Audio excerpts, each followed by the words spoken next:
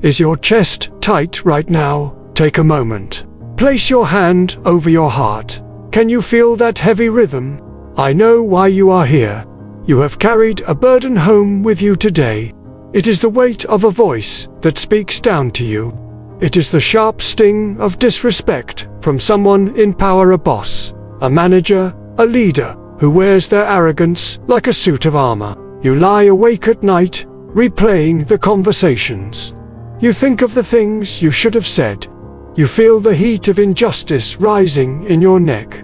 You wonder, why do they succeed while treating others so poorly? Where is the justice? Where is the karma? My friend, this anger you feel is valid. But holding on to it is like drinking poison and expecting the other person to suffer. It ruins your sleep. It spikes your blood pressure. It steals the peace that belongs to you, not them. Today, I want to take you out of that office, away from the fluorescent lights and the noise. Let us travel back to the misty mountains of ancient times. I have a story for you, a story written in the ink of old wisdom that reveals the true nature of arrogance, and how you can find your freedom from it. Breathe in, let the shoulders drop. Let us begin. Imagine a high mountain peak shrouded in white mist. The air is cold and crisp. Here, an old Zen master lives in a small, simple hut. The master is known throughout the land, not for his power, but for his silence and his deep, unwavering peace. One day, a powerful general from the imperial army climbs the mountain. This general is a man used to giving orders. His armor is polished gold, his sword is heavy, and his face is set in a permanent scowl of importance. He has won many battles, but he is restless. He is angry. He feels the world does not respect him enough. He kicks open the gate to the master's garden. He does not bow. He stomps into the hut where the master is quietly heating water over a charcoal fire. "Old man," the general barks, his voice shaking the paper walls. "Teach me the secrets of Zen. Teach me how to have power over the mind. And be quick about it. I have a war to plan." The master looks up slowly. His eyes are like deep pools of water, unbothered by the stone thrown into them. He smiles gently. "You have climbed a long way, General. You must be tired. Please, sit, let us have tea." The general huffs, impatient, but he sits down. "I don't need tea. I need wisdom. I need you to explain why everyone is so incompetent compared to me. I need to know the meaning of..." The master holds up a hand. He places a small, delicate ceramic cup in front of the general. He lifts the iron teapot. The steam rises like a dragon in the air. The master begins to pour the tea. The hot liquid fills the cup. It reaches the brim. But the master continues to pour. The tea spills over the edge of the cup. It flows onto the saucer. It spills onto the wooden table. It drips down onto the general's expensive silk robes. "Stop!" the general shouts, jumping up. "Are you blind, old fool? The cup is full. It cannot hold any more." The master stops pouring. He sets the teapot down with a soft clink. The silence returns to the room, heavier than before. The master looks at the general with profound sadness and compassion. "You are like this cup, General," the master says softly. "You are full to the brim with your own opinions, your own pride, and your own certainty. You come asking for wisdom, but you have no room to receive it.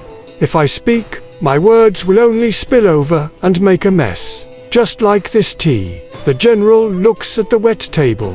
He looks at his stained robes. For the first time in his life, his face flushes, not with anger, but with shame. "Go back down the mountain," the master whispers. "Empty your cup. Only then can you be filled." We often look at the arrogant boss, the general, in your life, and we see power. We see someone who takes up all the space in the room. We feel small in their presence. But look closer at the story. Who was truly the powerful one?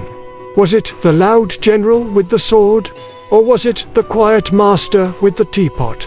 The ancient wisdom of karma teaches us this. Arrogance is not strength. Arrogance is a fragility. A cup that is already full is useless. It cannot learn. It cannot grow. It cannot change. This is the karma of your arrogant boss. They are trapped in their own fullness. They are stagnant water, while you are evolving, learning, and feeling deeply.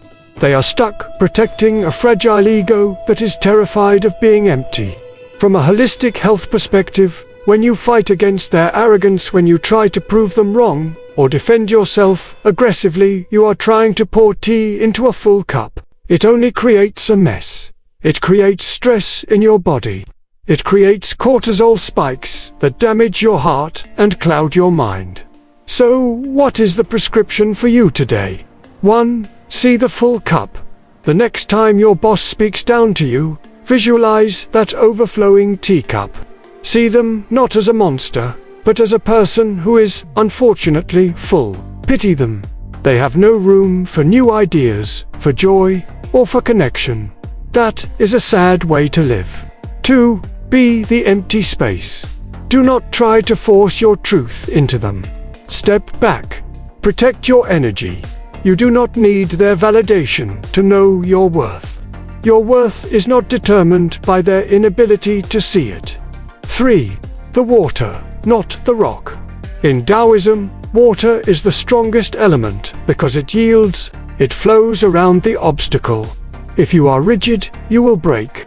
If you are like water, you will flow past this difficult person and continue on your own path to the ocean.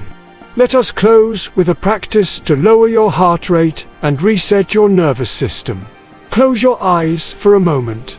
Repeat this affirmation with me, silently or aloud. I release the need to be understood by those who are not listening. I am not responsible for their full cup. My peace is my own.